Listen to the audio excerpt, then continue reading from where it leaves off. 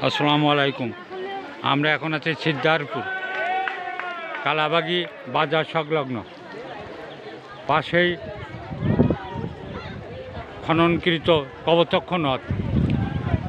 আপনারা দেখতে পাচ্ছেন কপোতাক্ষ নদ থেকে ক্যানেল কাটা। এই ক্যানেল দিয়ে এলাকার কিছু মৎস্য চাষিরা তাদের ঘেরে নোনা পানি ওঠানোর জন্য তারা এহেন কাজ করছে।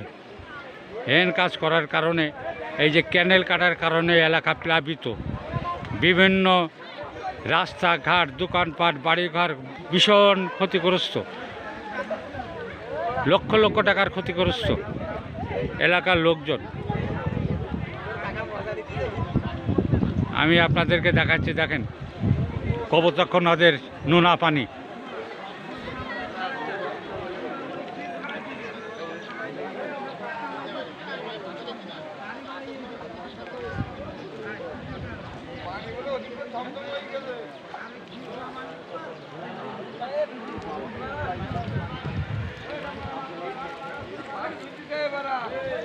পানি হওয়ার কারণে ক্যানেলে বিশাল পানি এবং মৎস্যঘেরের মাছ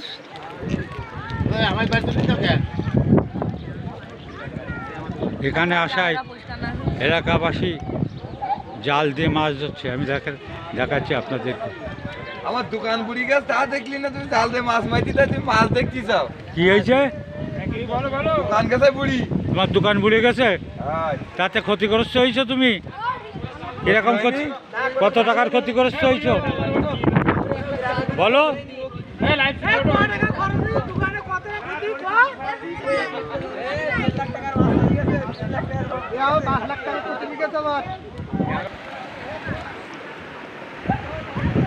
দেখেন পুরা এলাকা প্লাবিত। কপোতাক্ষ নদের এই ক্যানেল কেটে মৎস্য এর করে যারা, তাদের কারণে দেখেন আজকে এলাকা প্লাবিত, পুরা এলাকা প্লাবিত, লক্ষ লক্ষ টাকার ক্ষতি।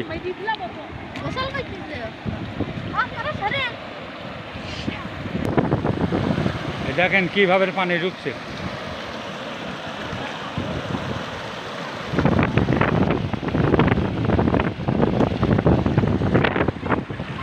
পুরা এলাকা প্লাবিত, লক্ষ লক্ষ টাকার ক্ষতি। নোনা পানি ঢোকার কারণে গাছগাছালা, গাছপালা সহ বিভিন্ন কিছু ক্ষতির সম্মুখীন। এক শ্রেণীর মৎস্য ব্যবসায়ীরা তারা এই ক্যানেল কেটে পানি নেওয়ার কারণে এই অবস্থা।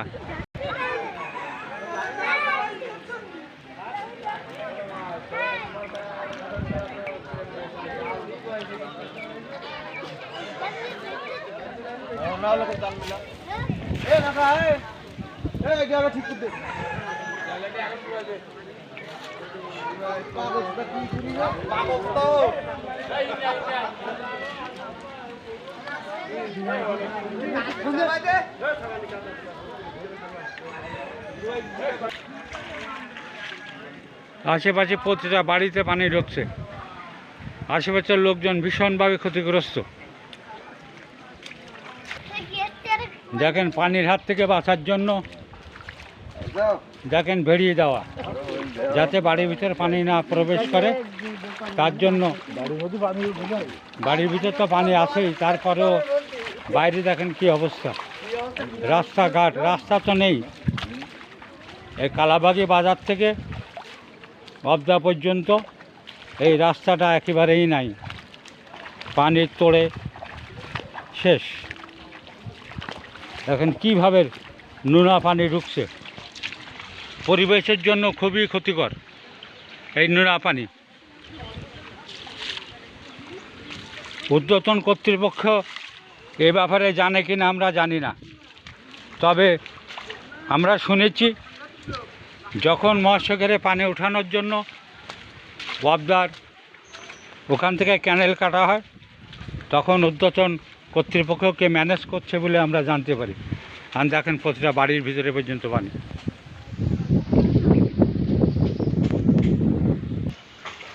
পোলট্রি ফার্মের ভিতরে পানি।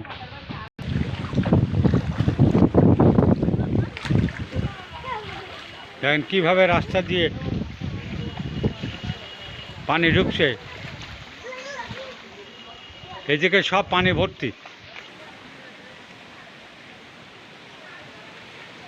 দেখেন এলাকার লোকজন বাড়ির থেকে মানুষজন বেরোবে, বাইরে যাবে প্রয়োজনে, তাও যাওয়ার কোনো উপায় নাই।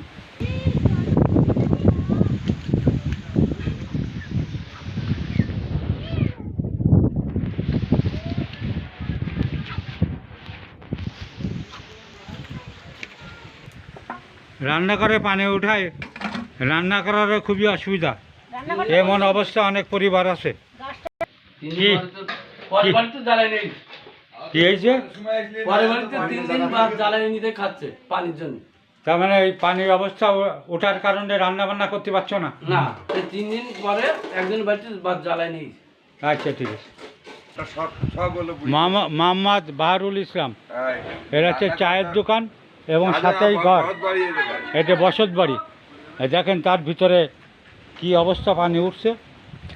দেখো, খাওয়া দাওয়া সব সব বন্ধ হয়ে গেছে নাকি? খাওয়া দাওয়া পর্যন্ত বন্ধ বলে জানাচ্ছে সে। এই রান্না বাড়া দেখেন। কোন জায়গায় রান্না করে সব দেখেন পানি ভর্তি। দেখেন সব আর আমি তো হলো বাড়ি সরি গেছে আর হলো দেখেন এখন পানি কমছে, তারপরে দেখেন ঘরের ভিতরে কি অবস্থা। হ্যাঁ, রান্না বান্নার জিনিসপত্র সব এই খাটের উপরে। আপনার রান্না বান্না ঠিক মতো করতে পারছেন না? না। কয়দিন রান্না করতে পারেন না আপনারা? আজ 3 দিন, আজ 3 দিন, আজ 3 দিন রুটি আর লাড্ডু খেয়ে বেঁচে আছি।